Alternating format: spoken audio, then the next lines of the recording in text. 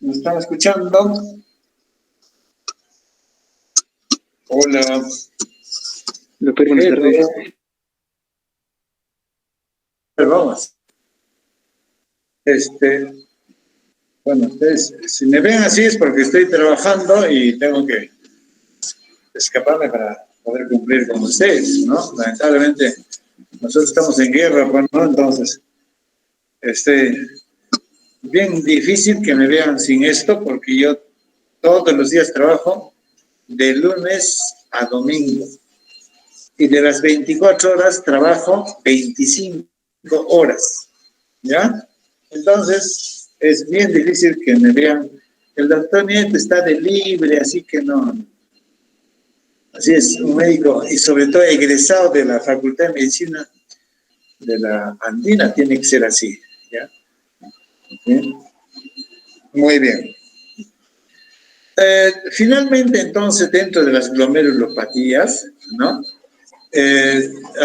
Habíamos, nos faltaba tocar este tema, que es la glomerulonefritis rápidamente progresiva, que se va a caracterizar por la aparición rápida, ¿no? En cuestión de semanas o meses, fíjense, en semanas o meses de insuficiencia renal. La mayoría de las enfermedades glomerulares, ¿no? Toman su tiempo, años usualmente, ¿no? ¿Está el video? ¿Ya? Años, ¿no? Para que lleguen pues a la insuficiencia renal, sobre todo a la fase terminal, o sea, al estadio 5. Entonces, hay unas situaciones excepcionales. O sea, si ustedes me dicen, doctor, una mesangial puede llegar a insuficiencia renal crónica. Una focal segmentaria puede llevar a insuficiencia renal crónica. Una membranosa puede llevar a insuficiencia, sí señor. Una membrana proliferante también puede llevar. La rápidamente progresiva, rápido todavía, por eso se llama rápidamente progresiva. En semanas o meses. Los otros estoy diciendo en años, ¿no es cierto? Es semanas. Por eso también, fíjense abajo, miren todos, se llama glomerulonefritis subaguda. Quiere decir entonces que hay glomerulonefritis aguda. Claro que sí. ¿Cuál sería? La de cambios mínimos. La de cambios mínimos es una enfermedad que con tratamiento rápidamente revierte y no dura más de 2 meses, ¿ya? En cambio, estas son semanas o meses, ¿ya? Y lo bueno de cambios mínimos es de que no lleva a insuficiencia renal crónica, afortunadamente, ¿no? Son bebitos, son niños que no van. Pero su inverso de ese cambios mínimos es esta enfermedad, que sí es una enfermedad tórpida, muchas veces muy agresiva y muchas veces de necesidad mortal. Se mueren los pacientes. Y la mayoría de estas enfermedades que se dan rápidamente progresiva son enfermedades secundarias. Secundarias, como vamos a ver, ¿ya? Entonces, esas son lo que tienen que saber claramente. Y sus sinónimos, aparte de la glomerulonefritis subaguda, también se llama glomerulonefritis extracapilar o proliferativa extracapilar, ¿ya? Es entonces, ¿no? Siguiente.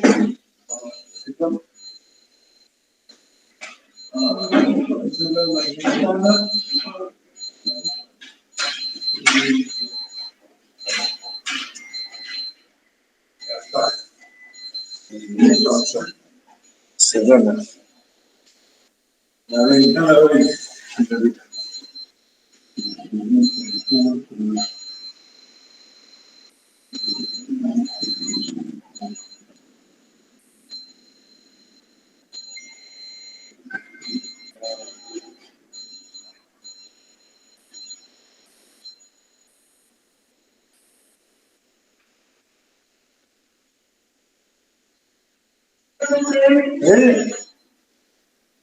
Venga.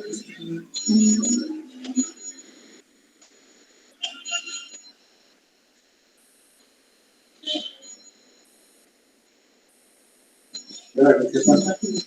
¿Cierto? Ahorita lo vamos a hacer. ¿Compar? ¿Compar? ¿Tiene que visuales? De 1 a 2.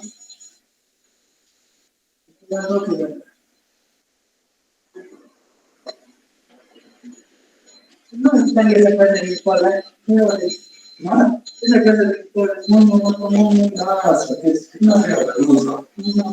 sé a dónde hemos llegado. Interactuar así, servir, En cambio, ahora ni los conozco, ni saben quién, ni serán viejitos, cara de chiquititos, de deditos. Claro, listo. No hay otra.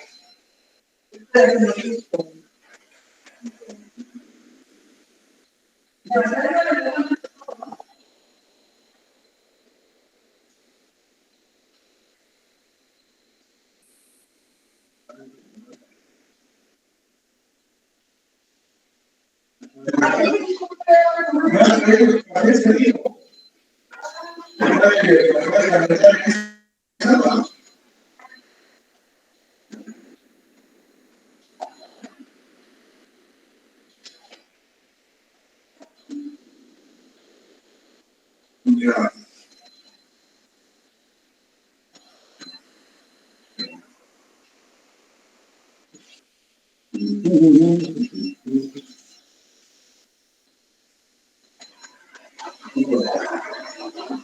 Así lo ve. Ya está. Ahora sí.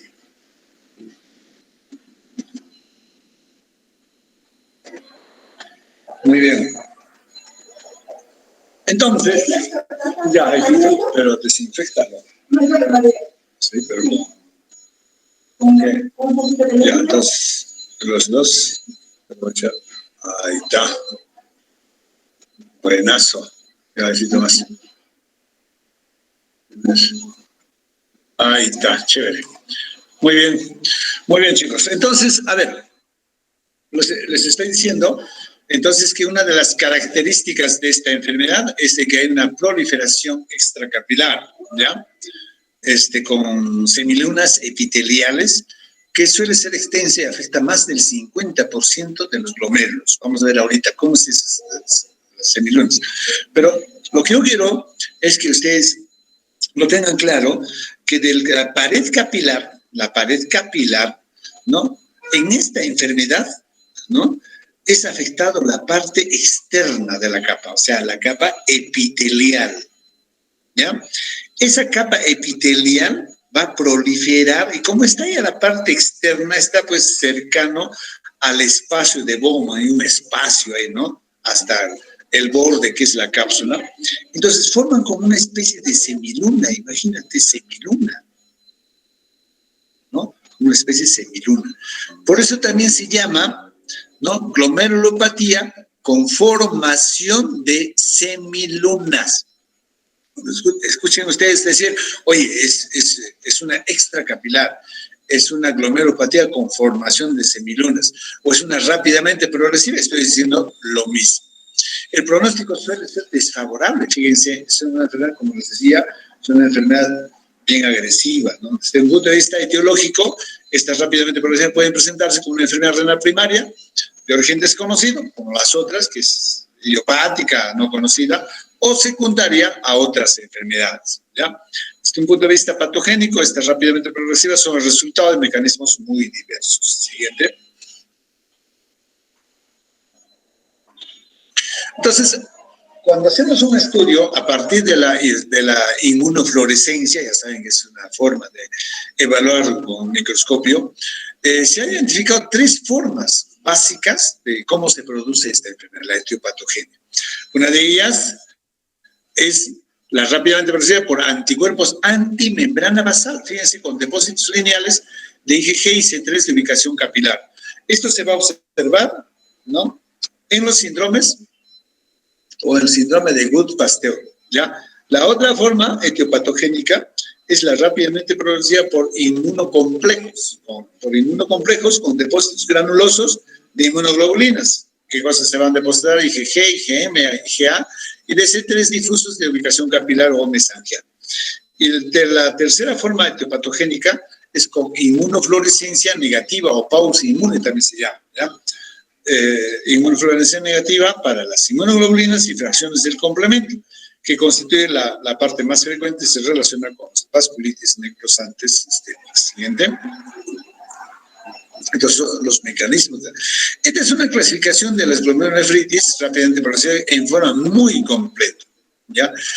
Tenemos hasta 4 tipos, 4 grupos. El primero son por anticuerpos antimembrana basal glomerular. Y acá tenemos el idiopático tipo 1 y el síndrome de Good-Pasteur. El síndrome de Good-Pasteur es una enfermedad, ¿no? Que se va a caracterizar, ¿no? Porque hay una afectación, ¿no? Una afectación de los vasos sanguíneos, ¿no? Perdón, a nivel pulmonar y a nivel renal, ¿correcto? Y se va a caracterizar por sangrado, a nivel pulmonar sobre todo, ¿no? Esta enfermedad se presenta aproximadamente 1 por cada 1.000.000 de habitantes por año. O sea, nosotros más o menos, como en el departamento de Cusco somos más o menos 1.200.000 habitantes, deberíamos tener siquiera un caso por año, ¿no? De síndrome de Good-Pasteur, ¿ya? Y estos se manifiestan, como les digo, por sangrado pulmonar, ¿no? Y, ¿cómo se llama? Por hemoptisis, sobre todo. Por eso es que es importante, a ver, grábenselo esto, ustedes están hablando de tuberculosis, hacer diagnóstico diferencial con tuberculosis, un Good-Pasteur. ¿Por qué? Porque se manifiesta por hemoptisis. En nuestro medio, hasta que no me demuestre lo contrario, lo más frecuente, lo más cercano, es que sea TB, ¿no? Una hemoptisis. Pero si tenemos un paciente con esta enfermedad, es posible. Nosotros tuvimos un caso que nunca me voy a olvidar, una chiquitiña de 14 años, ¿no? Vivía, bueno, esta chica vino de la provincia de Anta, de padres, pues, que tenían tuberculosis, ¿no? Tuberculosis, una familia muy pobre, ¿no? Y que su presentación era solamente noticias. Entonces, como desde el punto de vista epidemiológico, es bueno que yo les cuente, porque para que vean cómo es la dimensión de estas enfermedades y hacer diagnóstico diferencial.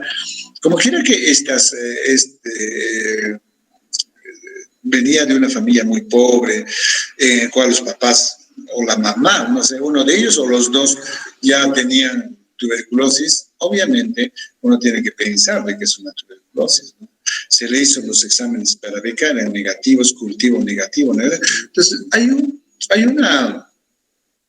una indicación de iniciar tratamiento cuando la epidemiología es positiva. No sé si esto ha cambiado, pero la norma técnica para el tratamiento de tuberculosis dice que sí, ¿no? Si desde el punto de vista epidemiológico es positivo, hay que darle tratamiento. Se le dio tratamiento, tenía ya varios meses con tratamiento, la paciente aparentemente remitió la hemoptisis, ya estaba ok, ya casi completando los 6 meses de tratamiento para TB, ¿no? Nuevamente presenta hemoptisis y hace un problema, ¿no? Y entonces, ¿qué hace el neumólogo? Le dice, no, le daremos 3 meses más, le prolongaron a 9 meses, pero en ese interín la paciente se descompensa, empieza a presentarse, ¿no? Los pies hinchados, había proteinuria, etc. Y hizo un cuadro renal, en el cual, ¿no? Llegó a ser insuficiencia renal, ¿no? Y antes de que esa paciente le podamos dializar, se murió, ¿no? Cuando se le hizo la necropsia, se encontró que los pulmones estaban en un charco de sangre. Entonces, era pues una hemorragia pulmonar. Y probablemente yo pienso que ha sido un Good-Pasteur, ¿no? Hubiera sido bueno documentarlo, pero lamentablemente no se realizó. Pero para que vean la dimensión, lo primero que yo tengo que pensar, obviamente, es en la tuberculosis, ¿no? En nuestro medio, peor si viene con esos antecedentes epidemiológicos, ¿no? Pero sin embargo terminó siendo el Good-Pasteur. No por eso, ustedes me van a decir, doctor, una hemoptisis en nuestro medio, tengo que pensar Good-Pasteur, no pues. Estamos diciendo un caso por 1.000.000 por año, o sea, es rarísimo. Pero es una enfermedad muy catastrófica, es una enfermedad muy severa, y muchas veces se mueren los pacientes. Entonces, ese es el primer grupo. El segundo grupo es por inmunocomplejos. ¿no? Y acá vamos a tener idiopático tipo 2 o la posinfecciosa. Fíjense en la posinfecciosa. Las glomerulonefritis post-retrocócica, dentro de un rato ya vamos a tocar ese punto. La endocarditis infecciosa. Fíjense, ustedes ya seguramente están estudiando las endocarditis. Las endocarditis infecciosas pueden llegar a ser una rápidamente producidas, además de la membrana proliferativa que ya lo hemos mencionado, ¿no? Las infecciones de las derivaciones ventrículo-peritoneales, la sepsis visceral, eso por infecciones. Enfermedades sistémicas como el lupus, la púrpura de Heno-Schönle, la crioglobulinemia mixta esencial, la policondritis recidivante, neoplasias, pueden ser también causas de idiopática, por inmunocomplejos con el grupo 2. Sobreañadida a otras nefropatías como la glomerulonefritis mesángica capilar, nefropatía mesangial por IgA, nefropatía membranosa. El tercer grupo tenemos la inmunonegativa. Acá tenemos la idiopática tipo 3 con ANCA positivos, la granulomatosis de Wegener, la polengitis microscópica, ¿no? Este es otro grupo con las inmunonegativas. Y dentro de otras tenemos la idiopática tipo 4, que es el tipo 1 con ANCA positivo. Y la idiopática tipo 5 es el tipo 3, pero con ANCA negativo. ¿Ya? Esta es una clasificación completa entonces de las causas de las glomerulonefritis rápidamente progresivas, repito, también llamadas subagudas, con formación de semilunas, ¿no? O extracapilar. ¿Ya? Siguiente. Bueno, más recientemente se ha comprobado la positividad de los ANCA en algunas formas de rápidamente progresivas, que es un criterio serológico que se ha incorporado en el estudio y clasificación de estas infecciones, ¿no? Además, el desarrollo de la insuficiencia renal rápidamente progresiva puede observarse también en nefropatía sin proliferación extracapilar, obviamente, ¿no? O de tipo no glomerular, como la nefritis intersticial aguda, esclerodermia, hipertensión maligna, el síndrome urémico hemolítico, la insuficiencia renal postparto, la necrosis tubular aguda y las afecciones renales de origen tromboembólico. Siguiente. Acá está, fíjense, tenemos acá los glomérulos, fíjense, ¿no? Tienes un glomérulo, no sé si puedes señalar, a ver, ¿no? Ya. Señala la parte oscura del capilar, del glomérulo, fíjense cómo está. A ver, no, el otro glomérulo, el otro.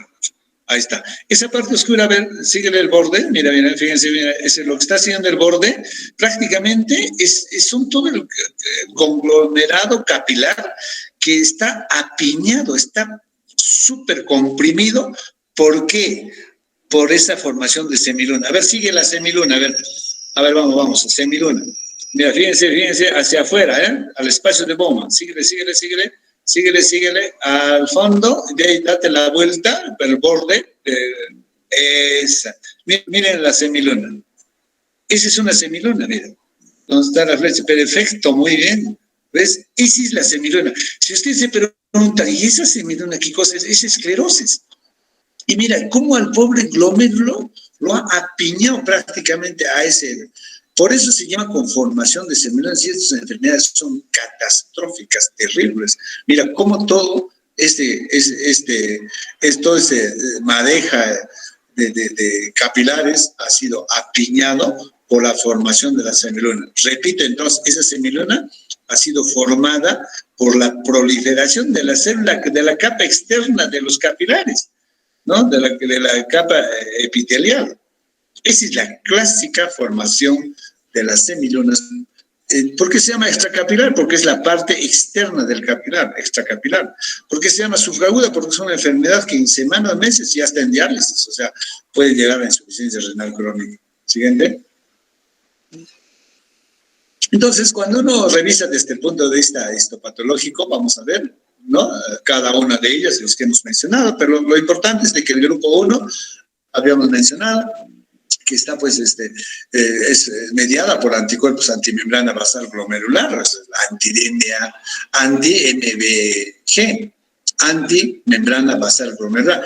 Por eso es que con nosotros, cuando tenemos enfermedades glomerulares y que, bueno, de todas maneras, tenemos que descartar la posibilidad de que sea un antimembrana basal, tipo Gut Pasteur, por ejemplo, ¿no? Entonces, ahí ese examen que se llama el anticuerpo anti-MPG. Van a ver eso dentro de los planes de trabajo. Nosotros ponemos de todas maneras, queremos descartar. Siguiente. Entonces, son estudios de la histología, mediada por complejos inmunes, antígeno, anticuerpo, como ya hemos mencionado, por ejemplo, el lupus, la púrpura refractoide, la endocarditis bacteriana. Siguiente, ¿no? Características histopatológicas. De tipo 3, la pausa inmune, ¿no? Que también ya lo hemos indicado. Siguiente. ¿No? Ahí están las características, como siempre hemos mencionado. Miren, fíjense, ¿no? Con una proliferación tremendamente extensiva, tanto del mesangio como el capilar. Mira, todos los puntitos azules es una proliferación tremenda. Por eso se llama glomerulonefritis, rápidamente por así. Y abajo tenemos la inmunofluorescencia con la formación, pues, de la semiluna, el depósito de inmunoglobulina, C3. Siguiente, ¿no? Características, ¿no? Regresa nomás. Entonces, como verán, ¿no? Tenemos un sinnúmero de enfermedades que van a producir este síndrome, vamos a decir, porque en realidad es un síndrome producido por muchas causas. Por definición, síndrome es el conjunto de signos y síntomas producido por muchas causas. Y como veremos, como estamos viendo, son producidos por enfermedades secundarias, ¿no? Las enfermedades secundarias yo diría que son más frecuentes que la primaria o idiopática, ¿no? En cuanto al manejo, al tratamiento, sea cual sea primaria o secundaria, ¿no? Obviamente lo que tenemos que hacer es rescatar, en este caso, el riñón, no solo el riñón diría, sino la vida del paciente, porque son enfermedades muy invasivas, muy catastróficas, muy severas. Entonces, en estos casos, lo que tenemos que hacer es, ¿no?, desinflamar muy severamente con corticoides en forma de pulsos, ¿no? Lo que hacemos es, sea primaria o secundaria. Cuando digo secundaria, puede ser un lupus, por ejemplo, una póster cetocócica o cualquier otra enfermedad que hemos mencionado. Los 3 pulsos de metilprednisona, si son adultos, 1 gramo por día, y al cuarto día le damos ciclofosfamida, ¿no? Entonces, 4 pulsos que lo llamamos tratamiento de rescate, ¿no? Y luego ya vemos con qué medicamento, con qué inmunosupresor vamos a continuar. Pero ese es un punto de tratamiento de rescate. El segundo punto es, obviamente, como ustedes ya estarán viendo, todo va a depender de la causa que está produciendo. Si es una causa secundaria por tal o cual enfermedad, tendrá que ser tratado esa enfermedad, porque ¿de qué sirve yo voy a apuntar al problema de rescatar el riñón o la vida del paciente si no voy a tratar, por ejemplo, el lupus, voy a tratar otra enfermedad, ¿no? ¿Ok? Listo. Entonces, con esto estaríamos terminando todo lo que es las glomerulopatías primarias. Repito entonces, las glomerulopatías son 6 tipos básicamente: la de cambios mínimos, la de mesangial, la focal sedimentaria, ¿no?, la membranosa, la membrana proliferativa y las rápidamente progresivas. Muy bien, vamos a ahora revisar 3 glomerulopatías secundarias para completar este gran capítulo en la nefrología de las glomerulopatías. Para eso, ¿no?, vamos a ver, fíjense, hemos escogido 3 patologías para ver las secundarias, ¿no? La nefropatía diabética, la nefropatía lúpica y las glomerulopatías póster-cetocócicas. Sobre todo estas. Hay un sinfín de enfermedades, como estamos viendo en cada una de las glomerulopatías, pero estas tienen su razón de haber sido escogido. Uno, que son enfermedades muy frecuentes, son enfermedades propias de nuestra región, por ejemplo, las glomerulopatías póster-cetocócicas, ¿no? Ok. Vamos a empezar entonces con las glomerulopatías post-cetocócicas, ¿ya? Entonces vamos a ver la glomerulopatía post-cetocócica. Muy bien, siguiente.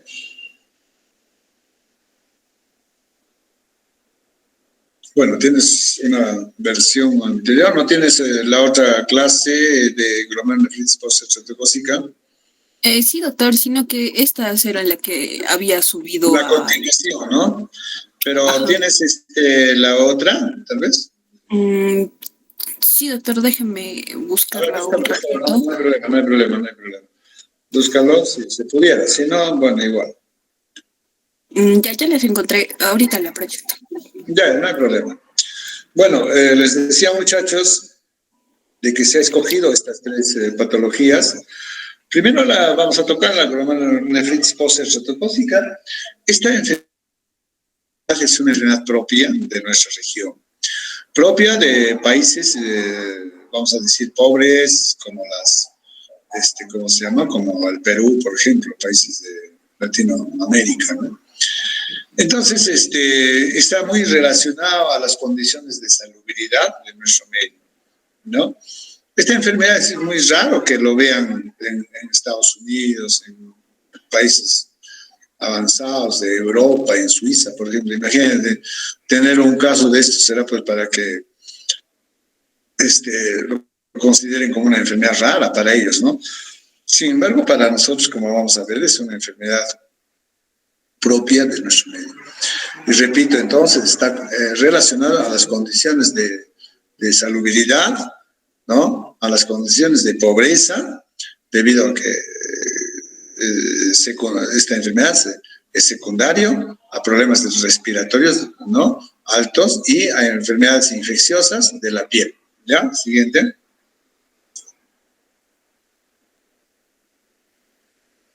Entonces, ¿por qué glomerulonefritis? Ya entendemos qué cosa significa glomerulonefritis, una inflamación del riñón, pero dice post-estreptocócica. ¿Qué cosa significa streptococcus? Viene del griego streptos. Streptos es que se dobla, se retuerce con facilidad, ¿no? ¿Correcto? ¿No? Que es muy diferente al estáfilo, ¿no? Estafilococo es más lineal, en cambio el estrepto se dobla, se retuerce, ¿no? Siguiente. ¿Cuáles son las enfermedades, cuáles son las sinonimias? La glomerulonefritis post-estreptocócica, la glomerulonefritis proliferativa aguda, o también llamado glomerulonefritis post-infecciosa. En realidad, las glomerulonefritis pueden ser secundarios a infecciones en general, ¿no? Pero la post-estreptocócica, o sea, justamente por el estreptococo, es la más frecuente y que tiene mayor importancia. Por eso que esta enfermedad ya se llama glomerulonefritis post-estreptocócica. Es un síndrome en realidad clínico-patológico mediado inmunológicamente, ¿no? ¿Por qué? ¿Por qué decimos inmunológicamente mediada? Porque no es que el estreptococo, este estreptococo, esos bolitos que se doblan y son el causante, vaya al riñón y al glomérulo, ahí se deposite y produzca directamente la infección o digo la inflamación, no, sino que es causado inmunológicamente. ¿Ya? Vamos a ver ahora cómo es de que estos estreptococos tienen una proteína muy especial, las cuales pues se constituyen como antígenos, los cuales van a provocar la formación de complejos inmunes, ¿no? Que está causada por infecciones bacterianas del género Streptococcus, típicamente el impétigo o piodermitis, ¿no? Son las que van a producir, ¿no? Esta enfermedad, o las faringitis estreptocócicas. ¿Ya? Estas dos, digamos, dos orígenes son las más importantes que van a producirnos el problema, ¿no? A ver, un ratito, por favor. Repito entonces, los focos de origen para producir esta enfermedad son la piel, ¿no? Son infecciones, ¿no? Y dentro de ellos el impétigo o la piodermitis, ¿no? Y los procesos respiratorios altos como la faringitis, etc. Siguiente.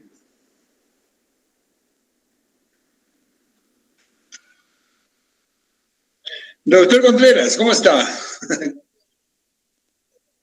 Está allá. Ya, doctor, por favor. Ojalá que le alcance. Yo también. ¿Ya? Listo, doctor. Gracias.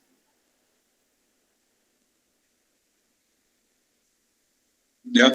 Entonces, Aunque la mayor parte de las glomerulonefritis postinfecciosas son causadas por el estreptococo beta hemolítico del grupo A, porque los estreptococos beta hemolíticos hay varios grupos, pero justamente el causante de esta son los estreptococos beta del grupo A. Existen otros también que pueden producir, ¿no? Bueno, aparte de las bacterias, también pueden ser producidas por virus, ¿no? Por parásitos, por hongos. Perdón, lo repitamos, ¿no? Sí, sí. ¿Qué tal?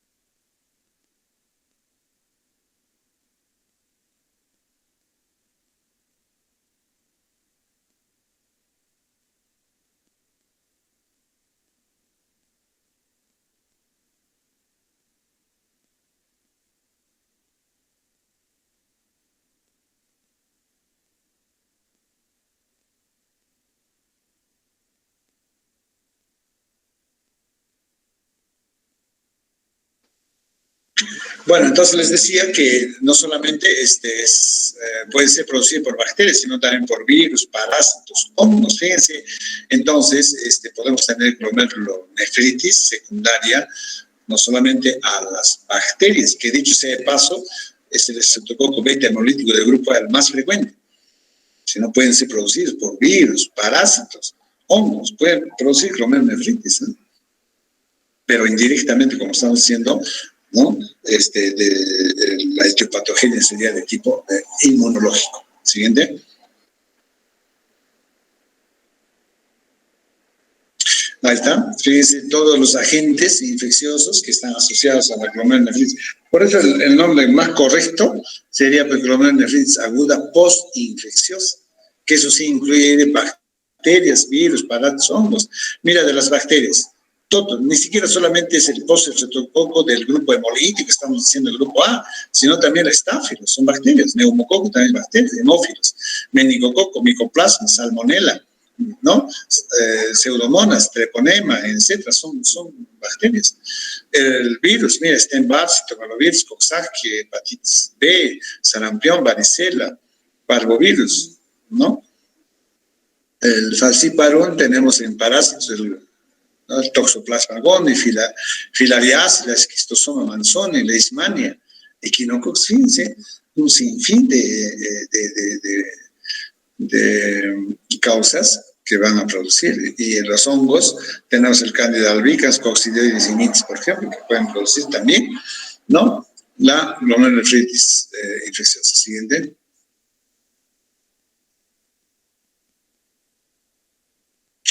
Entonces habíamos dicho que es un síndrome clínico patológico mediada inmunológicamente. No es que el parásito, el virus, la bacteria va a ir y se va a depositar en el riñón y va a producir la enfermedad, ¿no?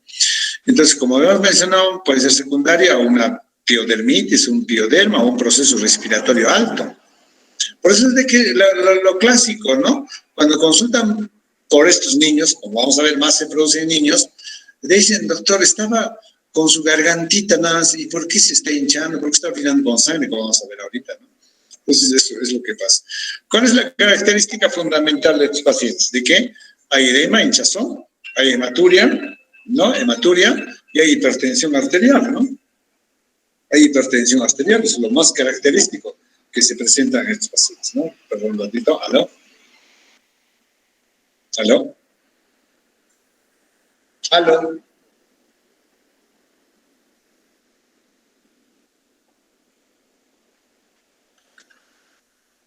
Sí, sí, dígame.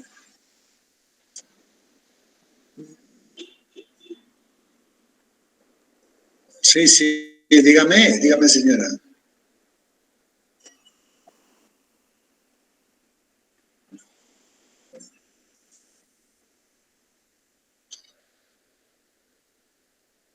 ¿Más antes cuándo?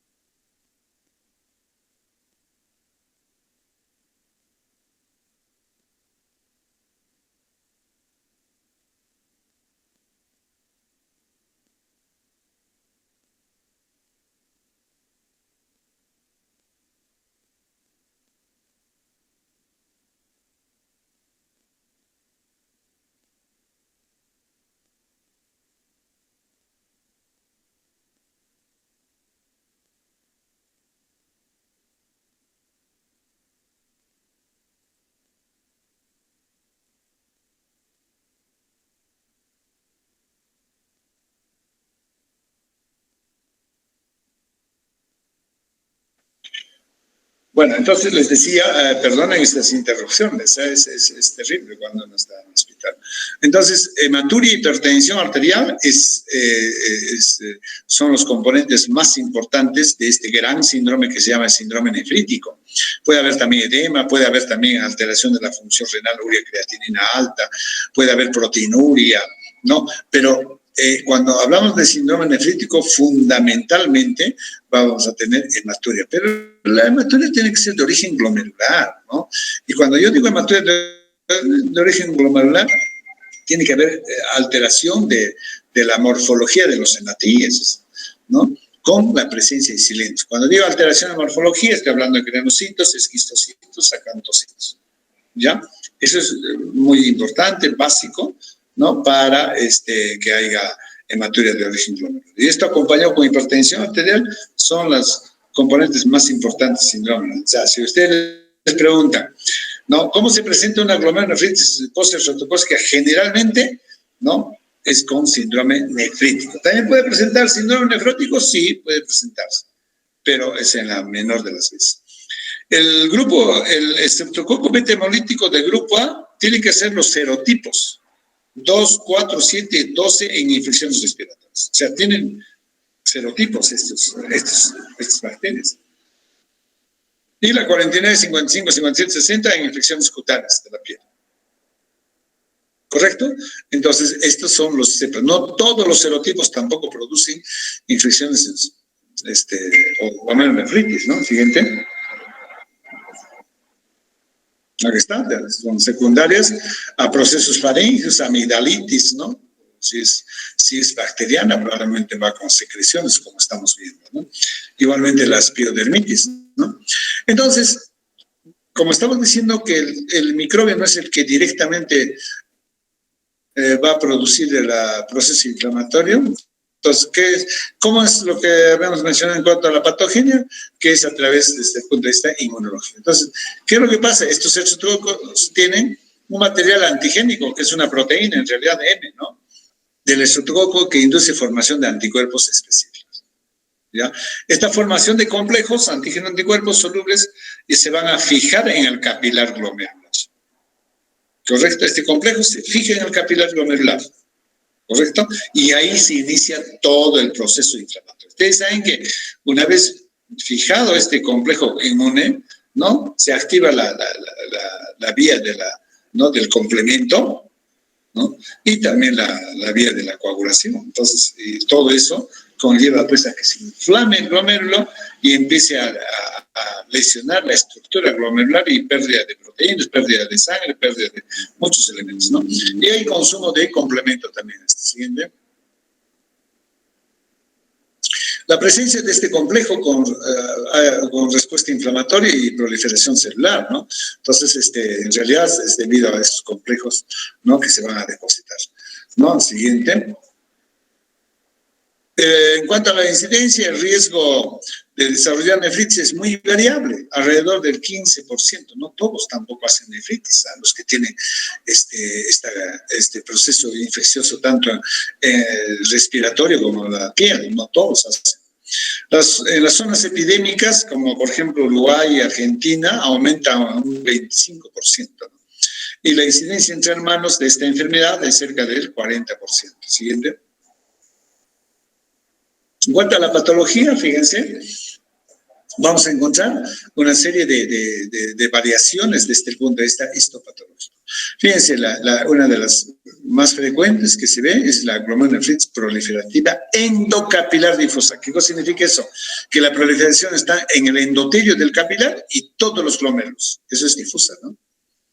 Entonces he encontrado que en el 66% se encuentra eso. Hay otra, mira, fíjense, proliferativa endo y extracapilar, o sea, afuera también hay proliferación, pero en forma focal. No está afectado todos los glomérulos. La otra forma es la proliferativa endo y extracapilar difusa, o sea, puede estar afectada la capa interna y la capa externa, pero difusamente un 5%.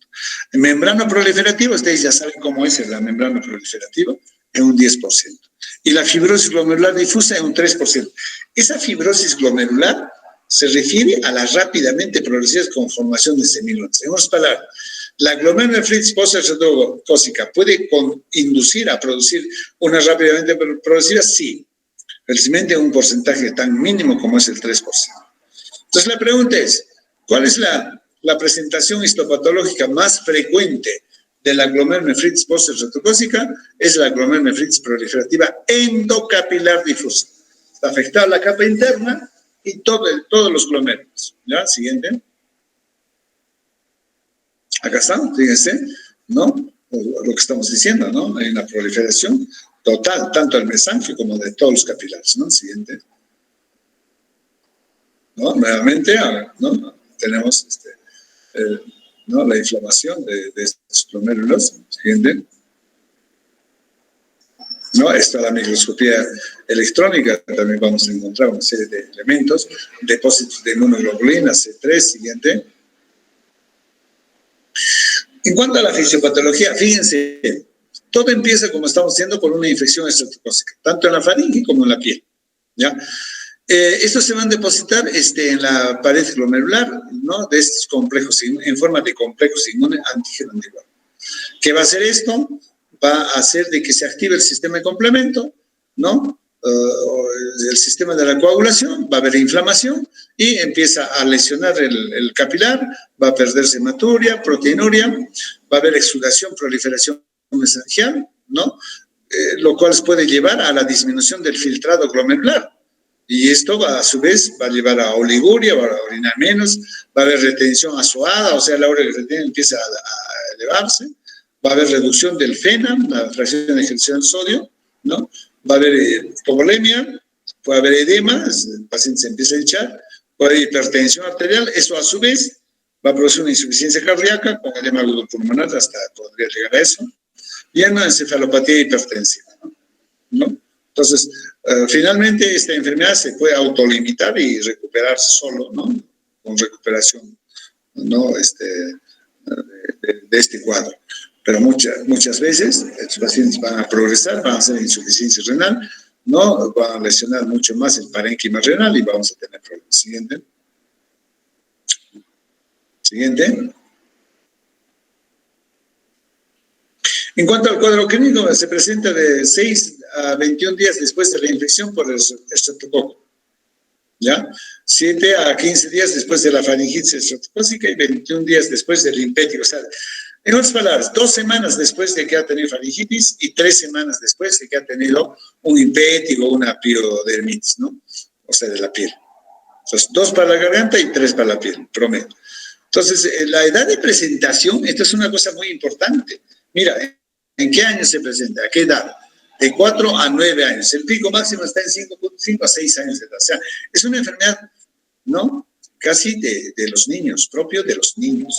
Entonces hay que tener mucho cuidado. Paciente niño de nuestra zona que está haciendo síndrome nefrítico, de todas maneras estamos en la obligación de poder descartar una glomerulonefritis posterotomía. Entonces preguntaremos si estuvo con problemas de la garganta, faringitis, amigdalitis o estaba con heridas en la piel.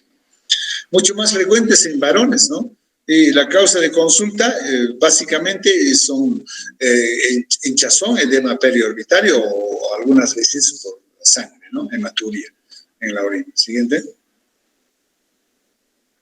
Ahí está, tenemos problemas de sangre en la orina, hinchazón de los ojos. Así empiezan los edemas en los niños, ¿no?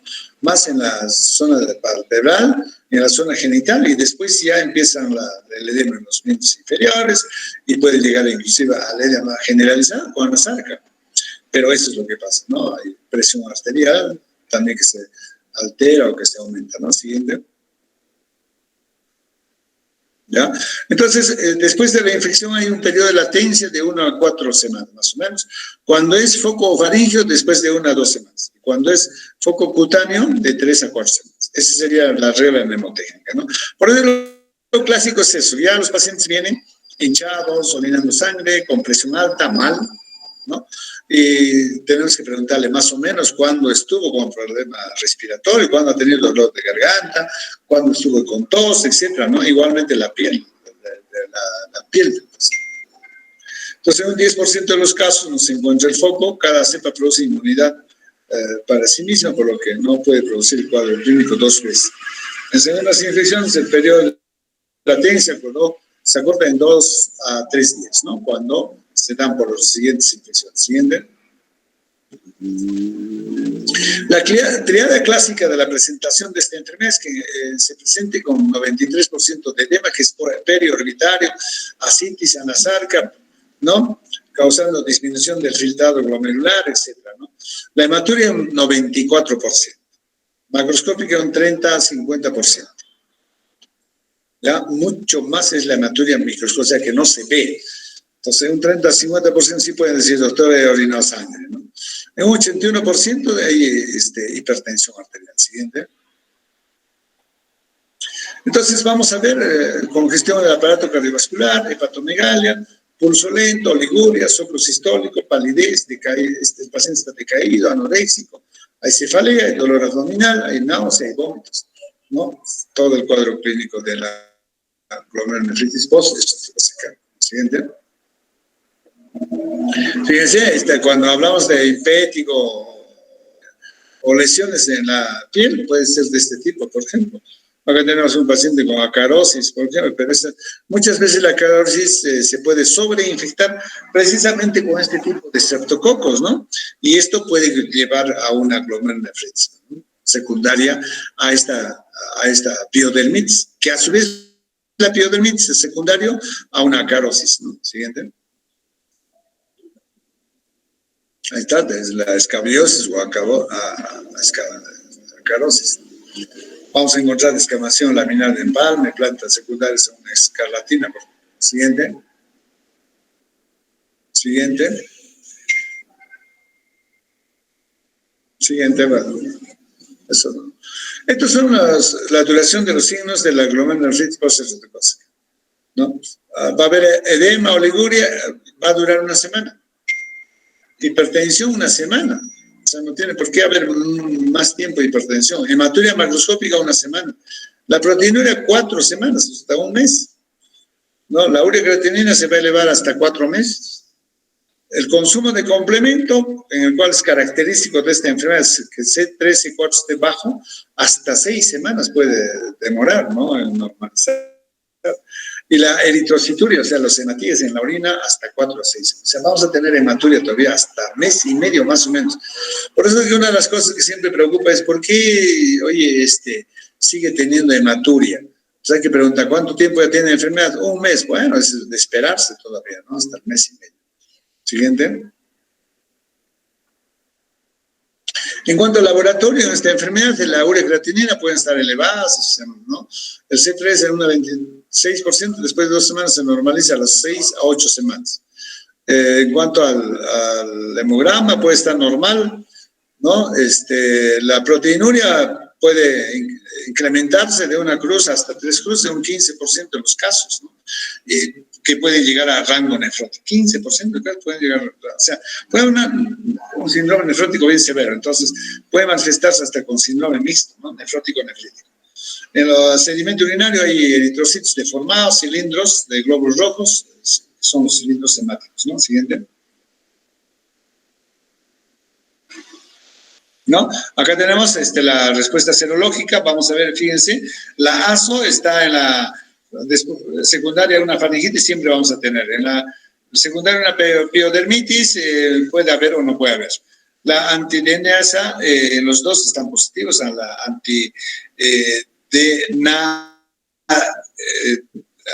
NAD, ¿no? También en la faringitis está positiva, en la otra puede o no puede. La antihialuronidasa, en los dos están positivos, y la antiestreptokinasa en ambos puede o no puede presentar. Siguiente. Entonces, la respuesta serológica es muy importante, ¿no? Y saberlo interpretar también, ¿no? Porque no todo, en todos está positivo. El cultivo de estreptococcus, si nosotros agarramos la secreción como de esa foto que hemos mostrado y lo cultivamos, nunca vamos a encontrar el 100% de positividad, ¿no? Tanto por la garganta como por la piel. Idealmente levantar el grano o costra y cultivar la sangre o el pus que brota por debajo de la mesa. Eso es lo ideal, ¿no? Siguiente.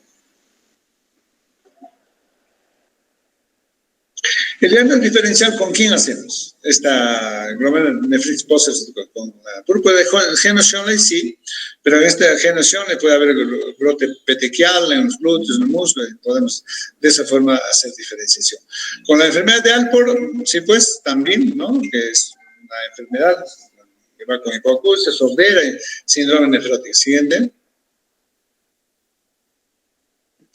En las reagudizaciones de las nefritis crónicas también se considera hacer diagnóstico diferencial, y acá hay C3 persistentemente bajo. Con síndrome urémico hemolítico también, por la hemólisis, por la insuficiencia renal aguda y trombocitopenia. Bueno, que es característico del urémico hemolítico, ¿no? En la hematuria benigna recurrente también asociado a cuadros infecciosos, sin edema, sin hipertensión, puede hacer, y estamos obligados de hacer diagnóstico diferencial. Siguiente. ¿Cuáles son las complicaciones que puede presentar esta enfermedad en los pacientes? Insuficiencia cardiorrespiratoria en 6%, ¿no? Con hipervolemia, congestión pulmonar, que puede llevar a un edema agudo pulmonar. Puede haber encefalopatía hipertensiva en 1%, ¿no? Con edema cerebral muchas veces. Insuficiencia renal aguda también es otra complicación. Muchas veces los niños pueden requerir hasta diálisis, ¿no? Apoyo de diálisis cuando hacen insuficiencias renales severas, ¿no? Siguiente. ¿Cuáles son los criterios de hospitalización? ¿Cuándo hospitalizamos a un paciente que está con este problema? Cuando la presión arterial está muy alta, ¿no? 150/100. Seguramente los percentiles están por encima de los márgenes en estos niños. Ustedes saben que la presión arterial se valora con percentiles en los pacientes pediátricos. Cuando hay signos de insuficiencia cardíaca hay que hospitalizar. Cuando hay encefalopatía hipertensiva hay que hospitalizar, ¿no? Cuando la ureacreatinina están elevadas hay que hospitalizar, y sobre todo cuando hay hipercalemias, ¿no? Cuando el potasio ya, o sea, que está haciendo ya una insuficiencia renal aguda con problemas que puede llevar muchas veces a complicar mucho mayor al paciente, ¿no? O cuando queremos hacer diagnóstico diferencial, no estamos bien seguros que sea una postestreptocócica.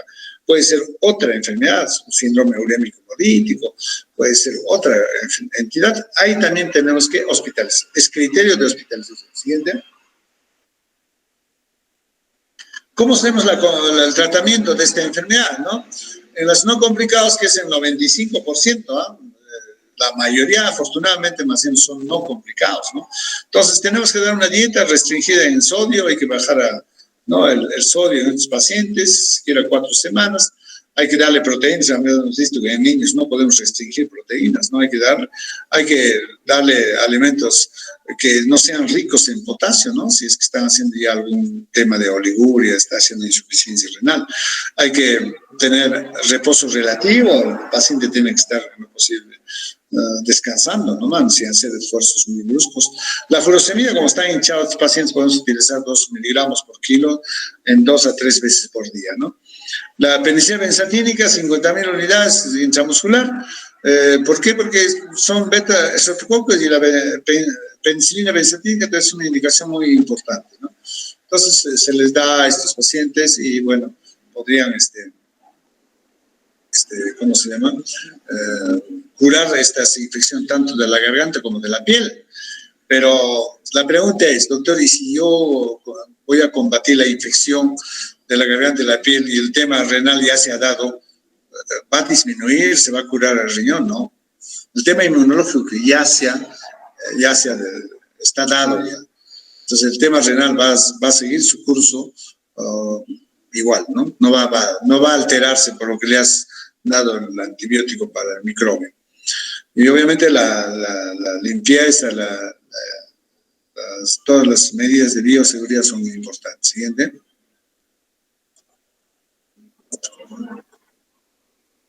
No, en las complicadas, bueno, tenemos que hospitalizar, ¿no? Hay que hospitalizar, hay que dar dieta bajo en sodio, hay que dar furosemidas que podemos hasta 4 miligramos por kilo, intravenoso cada 4 o 6 horas, soporte ventilatorio, si es que el paciente está haciendo ya congestión pulmonar, edema agudo pulmonar, etcétera, ¿no? Hay que tranquilizar al paciente, muchas veces están en una excitación psicomotriz por la uremia, por otras causas, acá sí, diazepam, midazolam, hay que manejar la hipertensión arterial. Y en los pacientes que hacen insuficiencia renal aguda hay que apoyar con diálisis, ¿no? Porque temporalmente estos pacientes puede estar no funcionando su riñón, que va a necesitar un tratamiento de soporte dialítico. Siguiente. Bien, hemos terminado eso. Entonces, como les decía, esta es una enfermedad que es propia en nuestra zona, en nuestra región. Todavía está asociado a los niveles de pobreza, a las condiciones de salubridad, ¿no? Inadecuadas, ¿no? Estos procesos respiratorios altos están muy, muy relacionados a esta situación, ¿no? En nuestras comunidades, en nuestras provincias altas, es muy frecuente estos problemas respiratorios, ¿no? Más aún esto agravado todavía porque estos niños están expuestos a intoxicaciones, tipo, por ejemplo, cocina con leña, ¿no? Todavía, igual las piodermitis, es problema de salubridad, no hay agua potable, no hay agua limpia para poder hacer la higiene adecuada. Entonces, los niños están con heridas en la piel y eso podría provocar. El otro punto que tenemos que resaltar es que es una enfermedad predominantemente de presentación en niños, ya en los niños, entre 6 a 12 años, como hemos visto, el pico alto 6, 7 años, ¿no? Entonces es una enfermedad propia de niños. El tercero es que se presenta más con síndrome nefrítico, se llama TUL, hipertensión arterial, ¿no? Más con síndrome nefrítico, ¿no? Y entonces hemos visto que la mayoría de estos así se presentan. ¿Puede haber proteína de rango nefrótico? Puede haber, no hay problema, pero es mucho más síndrome nefrítico. Y el tratamiento, como hemos dicho, bueno, hay que manejar todo lo que es presión arterial, diuréticos, reposo, bueno, en fin, la dieta, ¿no?